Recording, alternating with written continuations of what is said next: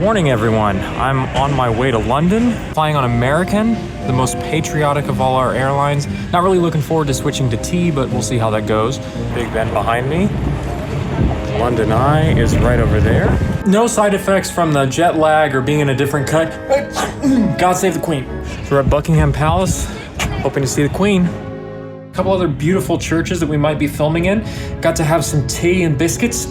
Tea and cookies, I guess. Got to see the House of Lords and the House of Commons and get to see a little bit about how British government actually functions and works.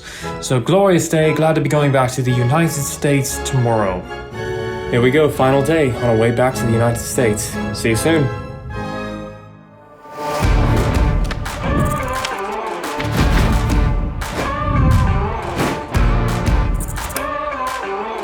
Well, it's good to be back here with all of you. Thank you so much for viewing the footage of my journey.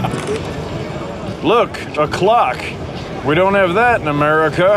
I'm good to be back in the United States, as we used to call it in England, the colonies. Now, one thing that's been very disappointing since I've been back is I've not been able to find a good cup of tea. Well, I can't do this. I'm gonna end the accent. All right, so let's talk about a project that we recently completed at the University of Notre Dame with the phenomenal client, the McGrath Institute. Now, we've worked with the McGrath Institute over the past few years on a few different projects, but our history with some of the people there goes back even further.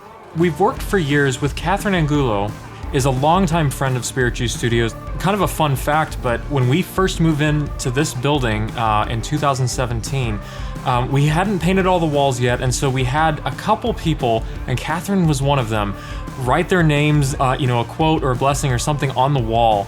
The writing that she left on our wall will forever live in that wall, and she'll always be in our hearts. So, thank you, Catherine, for bringing us back for this. Now, the piece itself was very interesting because it was a roundtable discussion. What is most frequent in these sorts of interviews is that we have, a normal key light like I've got right here. We've got some hair light, a backlight, but we couldn't really do that in this circumstance because it was a round table with people looking inward.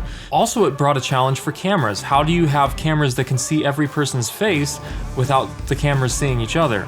So we did have to shoot on really tight lenses. We also, with the lighting, had to make sure that we could get an even light on everyone's faces. So we used the China ball for this. So we were able to kind of place these things that were able to light the scene and see the people without actually being seen in the other shots, which was a challenge, but something that we always love undertaking.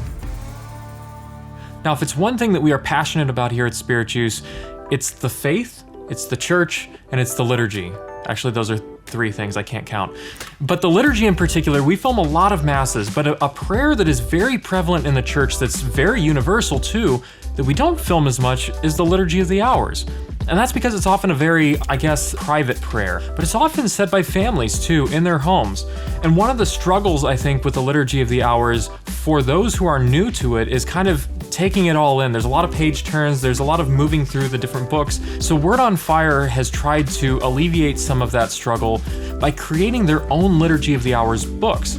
And now these don't require you to bounce back and forth. They're very linear in the way that they're laid out, and they're day by day, so it's very easy to follow along and very easy to pick up. Just about anyone, if you can read, you can do the Liturgy of the Hours by Word on Fire. So as they were creating these books, they called us in to create some promo videos for it, not just for the books themselves, but also for the Liturgy of the Hours as a whole, the experience of going through it. We had to capture all of these things in a very short amount of time with some limited crew, but we wanted to make sure that we didn't drop the quality at all. That's just not an option. So we utilized some unique tools that we have here. We usually shoot these pieces on ARRI, on Red, some of the really high-end cinema cameras that are available today, but we actually dropped it to a different camera this time, and we went to a Canon, in particular because of the autofocus. Now, paired with a gimbal, the Canon cameras have been phenomenal for us, being able to move in and out quickly, to be able to get jib shots, well, what looks like jib shots, but maybe aren't actually jib shots. But all of those things usually require an additional, you have the operator, you have the follow focus operator, you have people trying to get everything stabilized and all that, but if we set the cameras up properly on these gimbals, it allows us to get this very cinematic image, but with fewer people and in a shorter amount of time. So I'm very thankful that Word on Fire gave us this opportunity to work on these pieces and to utilize some new tools. Now, whenever I have the opportunity to look back at the past projects that we've done as a company or the past projects that I've done personally, there are always two things that strike me. And the first of those is how far I've come as a filmmaker.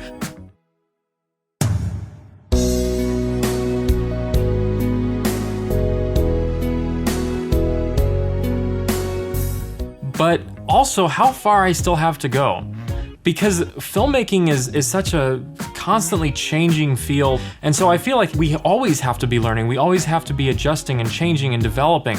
And that's one of the reasons why I'm so grateful that we at Spirit Juice have a great intern program. Here at Spirit Juice, an intern goes through a 12-week course that really teaches them the ins and outs, not just of, what filmmaking is, but how we as a Catholic production company do our jobs. We have so many phenomenal people here that the interns get to sit with, they get to learn from. And so while we teach all the skills and techniques that we hope all of our interns will take with them, one of the things that I think is really key is teaching them about communication. Being able to convey your thoughts, just your ideas to others, and receive their feedback and their ideas in return is such an invaluable skill that really I don't think filmmaking is possible without that. Because in the end, if you want to go fast, go alone. If you want to go far, go together.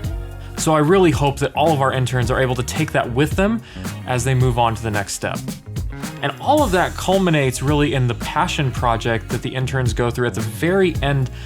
They're working on it throughout their internship program, but they get to present it at the very end. And Elise, who just finished with us, she was a phenomenal intern, and she got to show her passion project with us last week. And that just really shows the growth that people have as they're able to really take the ideas that they have in their head and figure out how to put them on the screen, to be able to see how does this story actually look, how does it sound, how does it make me feel once it's on the big screen and once it's produced. And everything feels so unimportantly small. Help me rely on the Most High, Jesus the Redeemer, Adonai.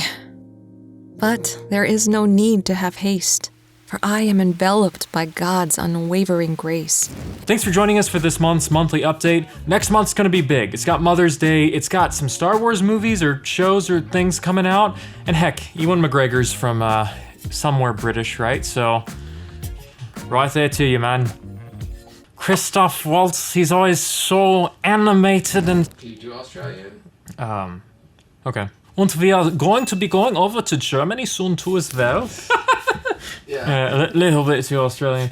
Gonna be going back to Ireland soon. That's too much Scottish. So bad.